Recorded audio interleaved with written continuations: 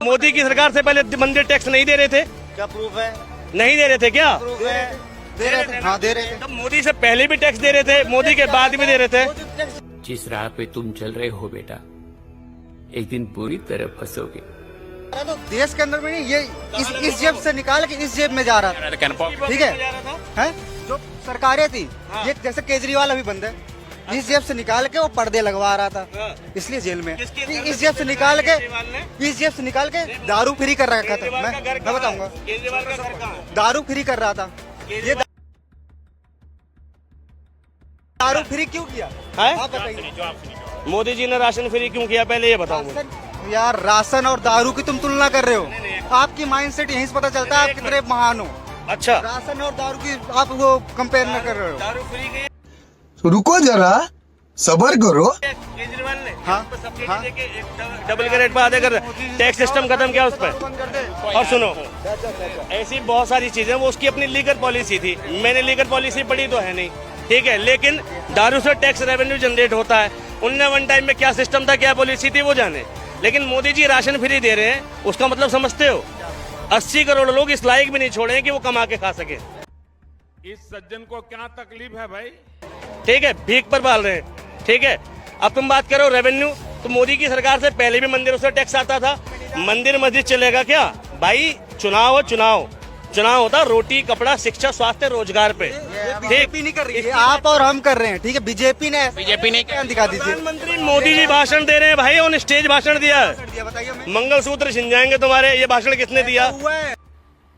मजा नहीं आ रहा है।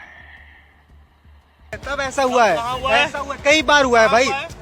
अरे भाई, तुम्हारे खानदान में किसका मंगलसूत्र छिना? भाई हमारे खानदान में मंगलसूत्र का छिन जाएगा ना, फाड़ दूंगा।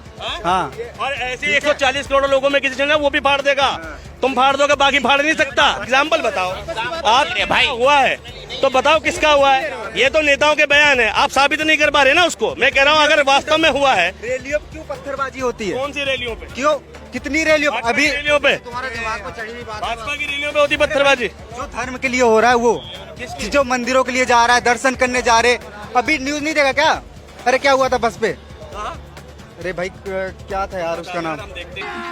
अभी मजा आएगा ना भिड़ो। अरे वही तो समझ में सर तो आप बताइए ना, आप बताइए। तभी समझ में आ रहा है आपका, ठीक है? माइंड से आप दारू। लिखे हो तुम?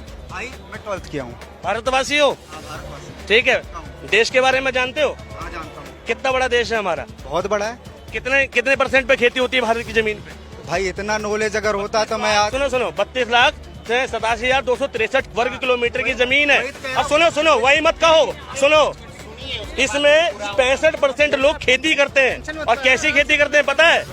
ऐसी खेती करते हैं जिससे वो जीविका, मतलब सिर्फ खान गुजारी कर सके, पेट पाल सके, फायदे के लिए नहीं करते। और उस देश में मोदी जी बात कर रहे हैं मंदिर और मस्जिद की। भाई 65% लोग जहाँ खेती इसलिए करते हो कि वो अपना जीवन यापन गुजार सके, ठीक है? रोजमर्रा की जिंदगी में 65% लोग परेशान हैं। 70 करोड़ लोग ऐसे हैं जो रोज कमाते हैं, रोज खाते हैं, रोज कुआं खोदते हैं, रोज पानी भरते हैं, ठीक, रोज की जरूरत पूरी करते हैं। उनकी जरूरतों की बात नहीं हो रही, हॉस्पिटल की बात नहीं हो रही, स्कूल की बात नहीं हो रही, रोजगार की बात नहीं हो रही। मोदी जी शमशान कब्रिस्तान हिंदू मुसलमान कर रहे हैं, इसलिए शर्म आती है मुझे। क्या बात है सर, क्या बात है सर, क्या बात, ये बात है। इसलिए प्रधानमंत्री से सवाल कर रहा हूँ। भाई भगवान, देखो मंदिर और श्रद्धा अपना विषय है, ठीक? मंदिर में जाऊंगा, मैं भी बहुत धार्मिक हूँ, तुम भी बहुत धार्मिक हो, ठीक है? ये अपना निजी विषय होता है, इसका पॉलिटिक्स से कोई लेना देना नहीं है। और मोदी जी से देश के किसी भी बंदे को सीखने की जरूरत नहीं है कि भैया मंदिर में कैसे जाया जाता है। शंकराचार्य हैं बड़े भाई, देखो प्रेमानंद महाराज का नाम सुना है? कितने बड़े ज्ञानी है वो, मोदी जी से तो बहुत बड़े हैं।